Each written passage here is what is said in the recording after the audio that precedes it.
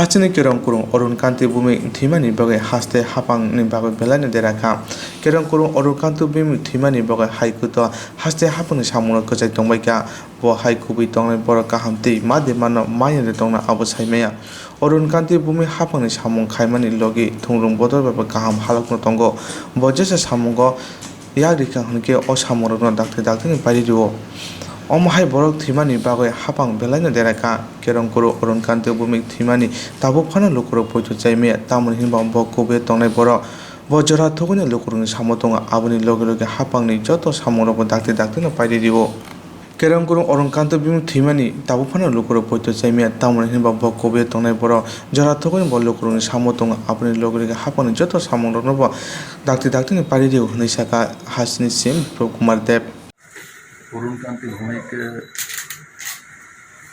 রাজ্যের advocate general ছিলেন। বাস্তব জীবনে একজন জিন্দাদিল ব্যক্তিত্ব ছিলেন, জীবন্ত মানুষ যাকে বলে। ওনার যতটা এইজ হয়েছিল কোনোদিনই ওনার মধ্যে আমি সেই ফিলিংটা দেখি একটা নজওয়ান ছেলের মতো উজ্জাবান ব্যক্তির মতো ওনার পেশাগত যে যোগ্যতা সেটা সারা ত্রিপুরা রাজ্যের মানুষের কাছে বিলিয়ে দিয়েছেন এবং আমাদের নতুন সরকার আসার পর ওনাকে আমরা অ্যাডভোকেট জেনারেল হিসাবে নিযুক্ত করেছি। রাজ্য সরকারের যে কাজকর্মগুলো আমাদের কোর্টের মধ্যে পেন্ডিং ছিল বা আসতো সেগুলোকে কম সময়ে কীভাবে সমাধান করা যেতে পারে তার জন্য সবসময় উনি উদ্যোগী ছিলেন। রাজনৈতিকভাবেও উনি গতিশীল ছিলেন, উনি রাজ্যে এমএলএও ছিলেন। আর